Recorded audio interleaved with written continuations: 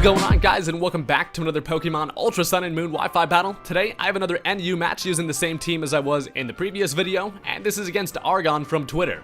So from looking at the team preview, he's got a pretty well-balanced team that I am kind of worried about. I do notice that I don't handle Piloswine very well, so I got to work around that thing, along with some other threats like the Whimsicott. I know that's probably going to be a Choice Scarfed Primeape, and he's also got like a Xatu and stuff, so overall, pretty interesting team there. And let's go ahead and just hop right into the battle.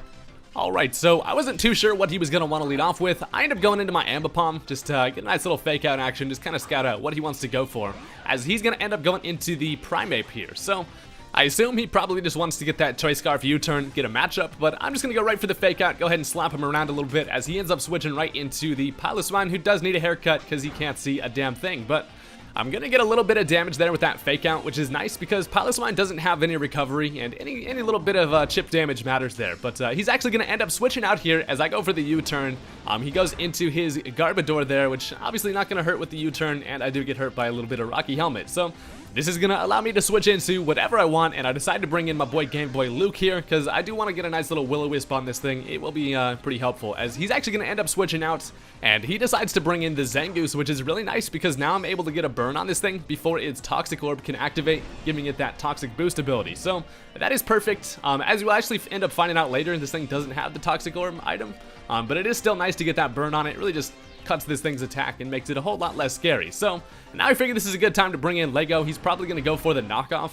He's going to get a little bit of that rough skin damage, and this is a good time for me to set up Stealth Rock, although I do know that he has that Xatu in the back of his team who is rocking the Magic Bounce ability, so I got to be kind of careful going for the Stealth Rock, and here I actually predict the switch. I figure he's probably going to bring in that Xatu expecting me to go for the Stealth Rock, but he is going to end up switching in the Piloswine, so I actually double switch myself, and I end up going into the Rotom yet again, trying to get the matchup against the Xatu, but it doesn't end up happening, and this is not the best for me. So here, I'm just going to go ahead and play it safe and go for another Will-O-Wisp. Unfortunately, he's just going to switch right back into the emo-ass Zangoose. Unfortunately, he already has a burn, so he can't get another one. But how cool would it be if you could stack status conditions? That would actually be pretty badass. It does double damage and then doubles the effect. That would be pretty sweet. But I'm just going to go ahead and switch right back into my Dredagon. I know that he can't really hurt me, especially with that burn, as he actually activates his Z-Crystal here. So this shows me that it turns out to be a different kind of Zangoose than I expected, which is pretty cool, as he's actually going to end up going for the Z Belly Drum, which does heal you before you end up using it, but he was already at full health anyway, so he's going to maximize that attack, which is kind of scary, although he is burned, so I'm not really too worried about it. Plus, I'm max defense Dredagon, so I can handle it, as he actually just goes for the knockoff there. I'm not sure. I already lost my item, so it's not going to do too much damage. I was expecting him to go for the Facade there, but either way, I'm able to finish that thing off with a Dragon Tail, which is really nice, and that's a dead Zangoose. So now he has a free switch. He decides to bring in the freaking Piloswine, who I am still having some trouble with.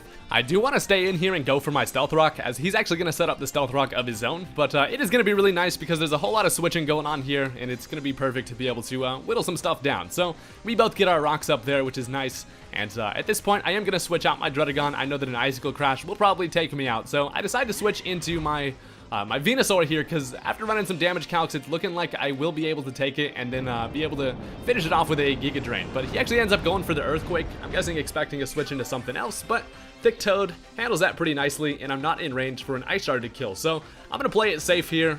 Considering I'm having so much trouble with that Piloswine, I decided to just go right for the Giga Drain, as he actually ends up switching into the Xatu here. So the Giga Drain's not going to do too much. This thing's a pretty damn specially defensive. So after the Stealth Rock damage, though, it's going to put him at about half, which is perfect. And I am actually specially defensive Venusaur, so I know that I can handle a Psychic from this thing if he decides to go for it. But I'm going to switch out here, and I'm going to switch right into my Sneasel, hoping that he goes for the Psychic.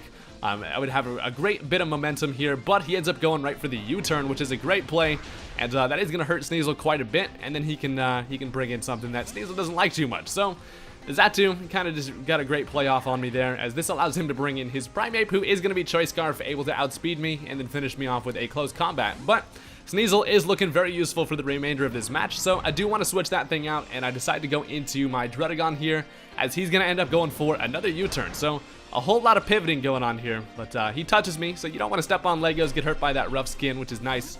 And he is going to now bring in the Piloswine yet again, who is at least coming in on some Stealth Rock damage now, which isn't doing a whole lot, but, you know, anything helps on this damn thing. But yeah, so I don't really have any switches into this Piloswine at this point. I decide to sack off my Druddigon. He's not at enough health to be able to tank really any damage from anything, so I have to let that dude go.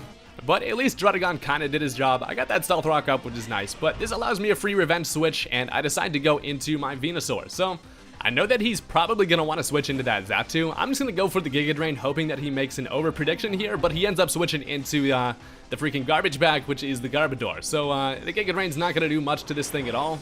But this is still a decent matchup for me because he can't really hurt me, plus I can actually go for the Sleep Powder here. So I get a little bit of recovery from the Giga Drain and then some Black Sludge, so I'm looking pretty damn nice. And at this point, I'm just going to go ahead and click Sleep Powder because it's kind of just the safe play.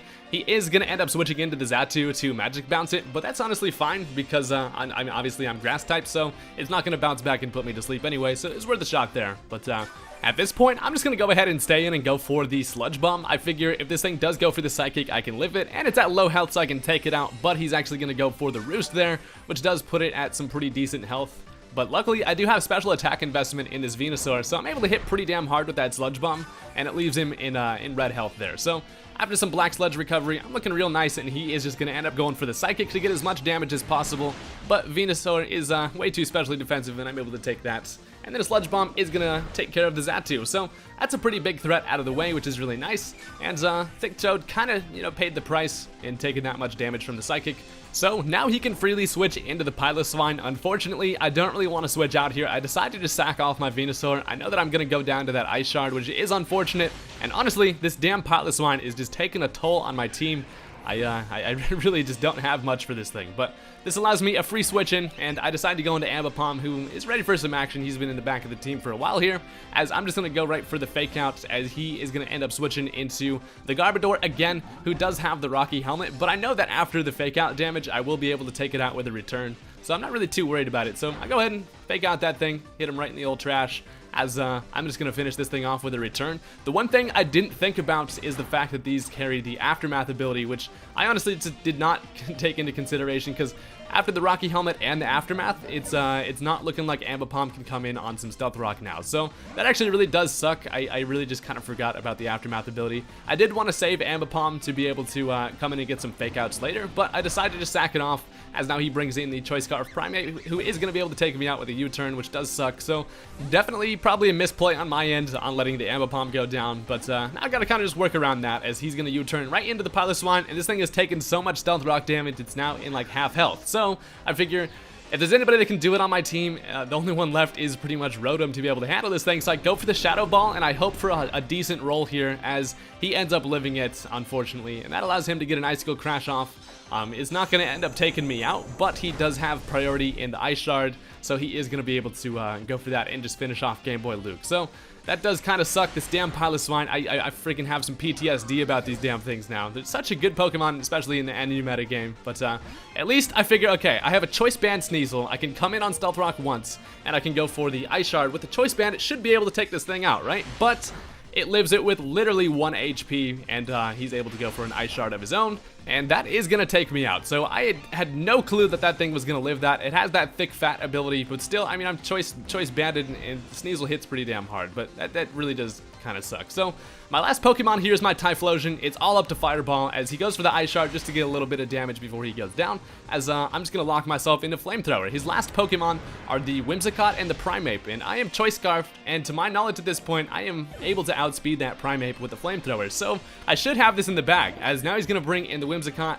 I know that a Flamethrower will be able to knock this thing out. He comes down, and I go for the Flamethrower, as he's actually going to end up going for the Memento, which I did not even think about. So he's going to lower my special attack harshly, which is going to be pretty detrimental against that Primeape. So his last Pokemon, the Primeape, is going to come out as I just Flamethrower the air there. And yeah, so it all comes down to this. James kicked me. He's still pissed off from that. And so I should still be able to outspeed and try to get as much damage as I can with the Flamethrower. But he actually ends up outspeeding me. And as I looked at it after the match, my Typhlosion was actually modest rather than timid. It was supposed to be timid, because if I was timid, I would have been able to outspeed that Primeape and get a flamethrower off and hope for as much damage as possible, but I brought this thing modest, so that is quite unfortunate. The battle of the choice scarfs came down there, but that was a really good match. Honestly, I had a lot of fun with that. This team is fun to use, and NU is pretty much as fun as ever. So thank you guys for watching. Go ahead and hit that like button on this video if you enjoyed. As always, subscribe for some more Wi-Fi battles, and I will be back. Peace out.